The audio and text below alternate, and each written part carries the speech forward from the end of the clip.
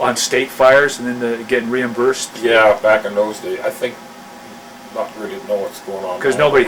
nobody knew exactly whose property you were jumping on, did they? And you just now back in '77, I got into paracargo.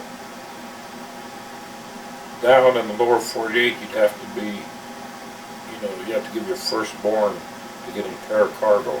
Top of the line. Mean a delivery officer, Yeah. a cargo kicker. Cargo kicker. Yeah. And everybody wanted to do it in the 48. They didn't do that much down there. But Alaska did it all the time. There's nowhere to get to fires except by dropping out of the Argosy, which was a British, Australian,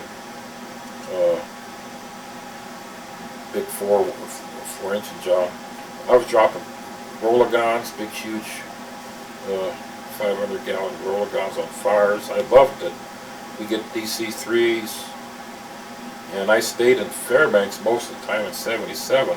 I was the only guy there because everybody's out on fires, and we get orders for some cargo, and I'd wrap and strap for 24 hours. And the first plane we could grab that came into Fairbanks that was lost its jumper hours. Me and one or two guys would show up. Everybody wanted to be a jumper, but I love paracargo. I go out about midnight, start dropping stuff, coming back 6 o'clock in the morning, start wrapping and strapping again. If I got tired, I'd jump in one of the cargo chute hooches there and sleep until somebody like, hey, you gotta get up, we got another fire order. You were busy. Oh man, all summer long. In '77. '77. Well, did you ever get a chance to apply that skill in civilian life? No, I wish I had. And come to find out, I wish I'd have done that in the military. Because nobody really knew about dropping cargo at that time. I looked at it and I thought, man, we'd wrap and strap double water boxes, small boxes, and push them out into the plane. And it never occurred to anybody, man, there's got to be a better way to get pallets. One guy up there, John Houston, we call him Sam Houston, was a cargo in the military. He said, wait a minute, you got to do it all wrong. You need a strap in the back of the Argosy and get these, we call them A22s now, big pallets. Put all the stuff in a huge pallet, put a couple of 35-foot shooters, chutes on there, take it back of the plane, cut the cargo strap, push out a couple of pallets. Man, that turned out to be great. We started doing that. Well, okay, step back. I've never been a cargo kicker. Oh, yeah. I've seen kickers and I've had stuff dropped to me, but okay, what was that all about? What did you have to know how to do to be a cargo kicker? Well, you had to really talk to the pilot. A lot of pilots, some of them were very well trained. Some really didn't know how to do it because it's not very popular. Well, it's not common to do that anywhere except in Alaska. Slow down, slow as much as you can. Point front of the end plane up, and if you got a bunch of 2,000 pound coming out the rear, not so bad. After Argosy left, we got C-130s for a while, but you have to know where the CG is. Definitely center of gravity. The weight of the plane is very important. You have to tell the pilot about that.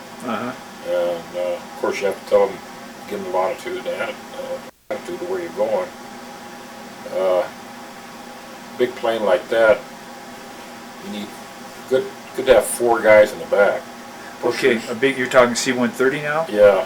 Okay, so you'd put some weight forward to the center of gravity and some in the rear? And make sure you know where the center of gravity was, so you push out a couple of pallets in the back, bring the pallets forward that are ready to go, put them right in the middle, strap them down, and then they go around, and you tell them, call up, well, we're moving 3,000 pounds to the rear, and they said okay, so they could adjust the trim, push that toward the back. Of course, we were dropping out of Vopars, and you could do that.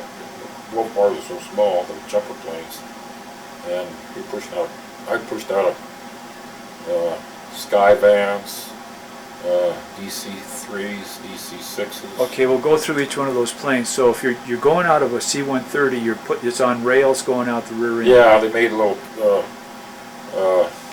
Well, they had regular roller track. Yeah. Okay, and on pallets. On pallets, as much as we can get them. Yeah. And then anything did free fall out of a C-130? Yeah, we do that if we ran out of chutes, which we hardly ever did. I free-falled sleeping bags. You'd never free-fall fresh food because they kill you. If somebody said, hey, you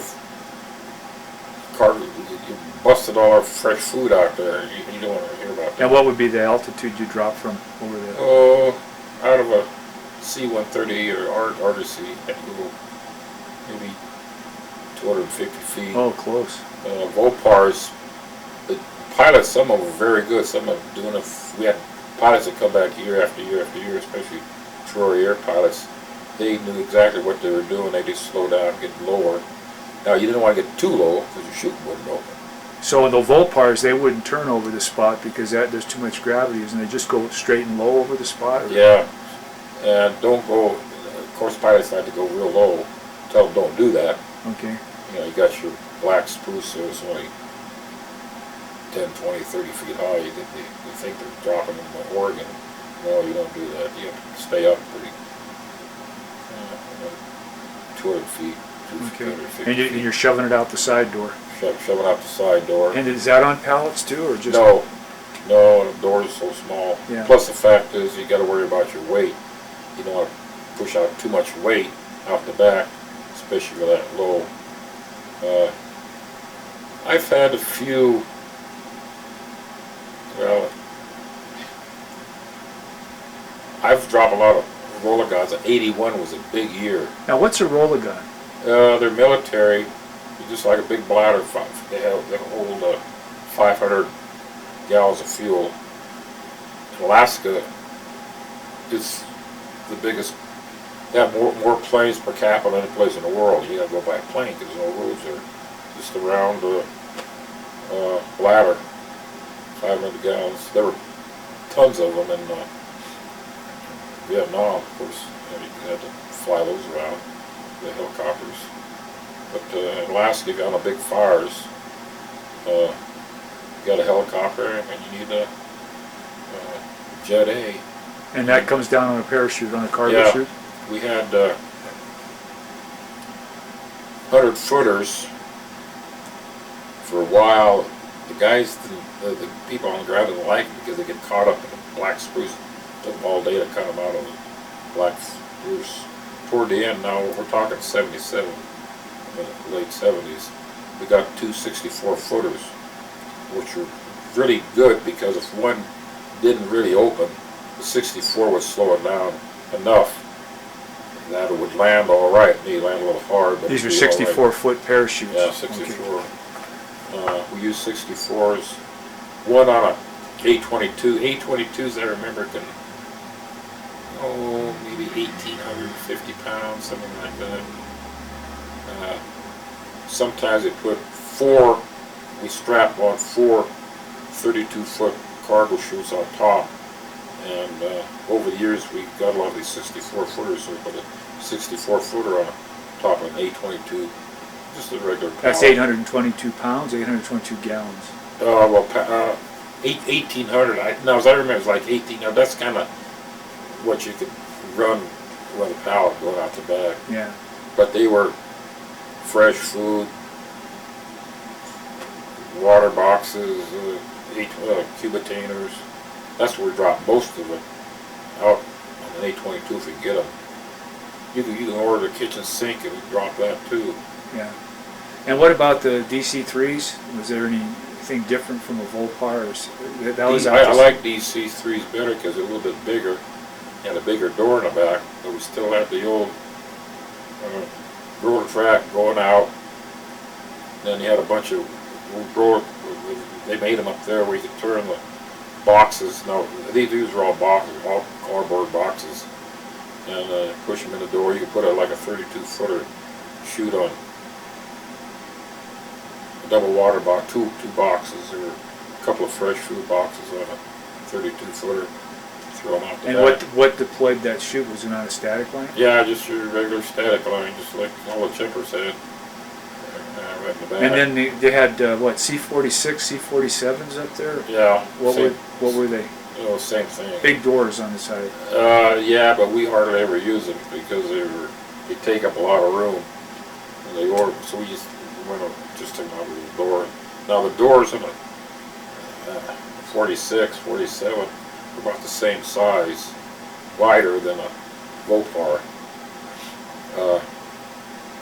We use Casas now, and I was the first guy ever fired up a Casa. Most of the jump planes now are Casas. Is that a Brazilian airplane or? Yeah.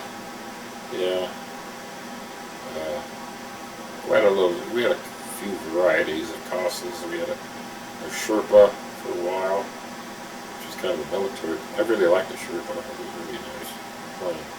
Out the back. Out the back. I got in a pair of cargo quite a bit. A lot of people got mad because when the initial attack was over, maybe in Alaska, in August, they still had a bunch of project fires out there. All the jumpers sitting on the bus in Fairbanks. The initial attack was over, but I'd sit there to it up until about 1900 when they let the jumper plane go. They brought in the pilot, and I went out there and started dropping cargo. Oh, overtime, come on, you can't. Did your job include packing the cargo chutes? No, I did for a long time, but a couple of years we got pretty good. We got to, I think, 75 was I was there. Nobody started packing cargo chutes together. It was a busy year. So about a month in the loft, I had me and about a half dozen other guys were there. October, which we hardly ever were. Fairbanks in October, we were packing lots of cargo chutes. We had tons of cargo chutes back in those days. Yeah. Oh yeah, I was packing cargo chutes, but loft people were doing most of that. Well, how many people were up